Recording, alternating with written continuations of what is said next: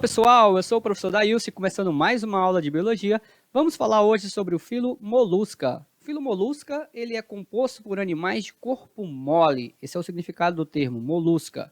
Existem espécies terrestres e também espécies aquáticas. Dentro dessas espécies, é um grupo bastante diverso. Existem moluscos que possuem conchas, outros que não possuem, ou que possuem a concha em forma de placas, que são mais de uma placa ou só uma placa. Então, existe uma classificação bem diversa desses moluscos, tá? Vou pegar esse gráfico aqui do Brusca, que traz um pouquinho da classificação dos moluscos, onde nós temos bem no início aqui os apacófalos, tá? Que são moluscos que são marinhos, sem concha, são pequenos e têm o corpo em formato de verme, vermiformes, tá? Aqui também temos, em segundo aqui, os polipracófagos. Eles possuem a concha formada por placas, mas é uma única concha formada por 8 placas. E aqui nós temos também um monoplacófago, como o nome já fala, monoplaco, ou seja, uma única placa formando a sua concha. Aqui tem um outro animal com concha, que são animais marinhos com essa concha pontiaguda, que são os escafópodes. E aqui nós temos os conhecidos bivalves, animais que possuem duas conchas, e essas duas conchas elas são articuladas, tá? Aqui os caramujos, bastante conhecidos, principais representantes do grupo dos moluscos, tá? Os caramujos, eles estão classificados aqui no grupo dos gastrópodes. Gastrópode significa estômago nos pés. E eles apresentam também esse pé, que é uma estrutura de locomoção que os outros animais que a gente comentou anteriormente não possuem. E nós temos também os cefalópodes, que significa pés na cabeça. Esse grupo são animais marinhos que possuem tentáculos em volta de uma grande cabeça. E aí nós destacamos o polvo e também as lulas. Todos eles descendem de um ancestral comum. Então essa é a história evolutiva que permite a classificação dos moluscos em algumas classes. A estrutura interna dos moluscos, começando pelo sistema digestório, podemos dizer que o sistema digestório dos moluscos é completo. Significa dizer que começa em boca e termina em ânus. Uma curiosidade, na boca, esses moluscos eles vão apresentar rádula. Rádula é uma espécie de dente, uma serrinha que ajuda esses moluscos a processar o alimento. No caso, por exemplo, dos gastrópodes, caramujos que se alimentam de vegetais, eles conseguem mastigar, conseguem comer as folhas, tá? O alimento ele vai ser encaminhado para o estômago, onde acontece a digestão extracelular, significa fora da célula, ou seja, no estômago serão liberadas enzimas digestivas que vão processar, digerir o alimento. E o alimento vai ser encaminhado para o intestino, onde acontece a absorção de nutrientes. Aquilo que não foi digerido e também não foi absorvido vai ser eliminado pelo ânus. E o ânus se abre bem na cavidade do manto, que é uma estrutura abaixo da concha dos moluscos gastrópodes.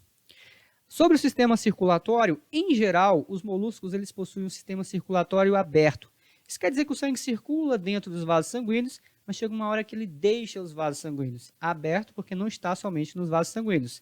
Mas vale destacar que no grupo dos cefalópodes, dos polvos e das lulas, nós temos o sistema circulatório fechado, ou seja, não tem circulação fora dos vasos sanguíneos. Então, dois tipos de classificação, aberto geral dos moluscos, mas destacando os cefalópodes que possuem sistema circulatório fechado.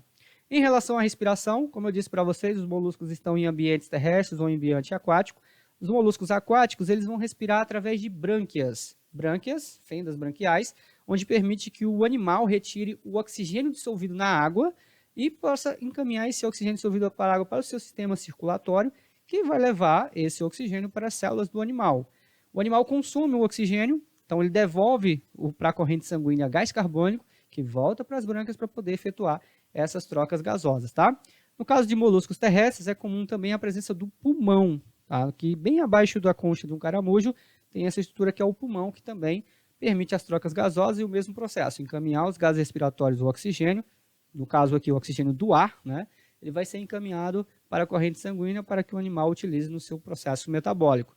Vale destacar também que lá no grupo dos gastrópodes nós temos as lesmas, que são moluscos sem conchas, mas as lesmas também se respiram de uma outra forma, que é através da pele. A pele bem fina, bem úmida, bem delgada, permite que os gases respiratórios passem ativamente pela pele, pelo processo de difusão, e esses gases respiratórios vão cair na corrente sanguínea e vão também completar o processo de trocas gasosas, que é o processo de respiração aeróbica dos animais. Aqui nós temos a relação à excreção desses animais, ou seja, o animal ele produz produtos tóxicos, e ele precisa de uma estrutura para eliminar esses metabólitos que podem ser prejudiciais para o corpo do animal. Então, o sangue ele precisa ser filtrado. No nosso caso, a gente tem os rins que fazem a filtração. Os moluscos também têm um rim mais primitivo, nós vamos chamar de metanefrídeo, esse nefrídiozinho aqui em azul, que é o rim primitivo desses moluscos, tá? Então, os produtos nitrogenados, as excretas dos moluscos, elas são lançadas diretamente no celoma. O celoma é aquela cavidade corpórea que abriga os órgãos, tá? Então, do celoma, nós temos esse metanefrídeo, ele fazendo a filtração dessas excretas metabólicas, tá? E tem aqui o nefriosporo, que é por onde esses metabólitos eles vão ser eliminados do corpo do animal. No caso, eles podem ser também liberados lá na cavidade do manto, né, que é presente no corpo desses animais. Aqui o sistema nervoso, que não é nenhuma novidade, sistema nervoso ganglionar. Quer dizer que na região da cabeça eu tenho uma grande concentração de células nervosas que vão processar as informações captadas pelo corpo do animal, como por exemplo luminosidade, temperatura, até mesmo o movimento da água, no caso dos animais aquáticos, tá? Então o sistema nervoso processa essa informação, mas nós temos um cordão nervoso que se estende pelo corpo do animal. Um destaque aqui para os cefalópodes, aqui eu tenho o cérebro de um polvo, que ele tem vários lobos cerebrais, né? Então esses lobos cerebrais, eles permitem que os polvos consigam processar muito mais informações que os demais moluscos. Chegamos até a afirmar que o polvo ele tem um certo nível de raciocínio, de processamento maior das informações. Não sei se vocês lembram uma certa Copa do Mundo aí, onde tinha um polvo que aparecia na mídia brasileira, que a gente colocava ele num aquário e esse polvo ele escolhia um dos lados do aquário, onde tinham bandeiras, né, dos países que estavam se enfrentando, ele acabava acertando os resultados. Claro que não era um polvo vidente, né? Mas isso mostrava um pouco da autonomia que esses animais têm de processar, de pensar, né? Não é o caso desse exemplo que eu dei para vocês, mas os polvos, por exemplo, eles podem abrir um pote, um recipiente, rosquear uma tampa. Então, isso é uma atividade muito interessante para animais, nós estamos falando de animais que são considerados ainda, né, primitivos, tá? Mas são animais que têm características muito vantajosas, no caso dos polvos, ainda mais nesse processo das informações nervosas. Em relação à reprodução dos moluscos, existem moluscos hermafroditas, ou seja, possuem os dois sexos, tá?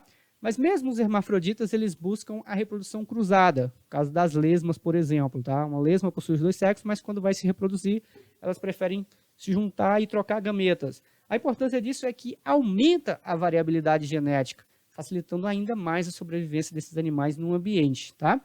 Mas também existem moluscos dioicos, tá? Que seja de sexos separados, né? Que também vão se reproduzir de forma sexuada, realizando trocas de gametas, tá?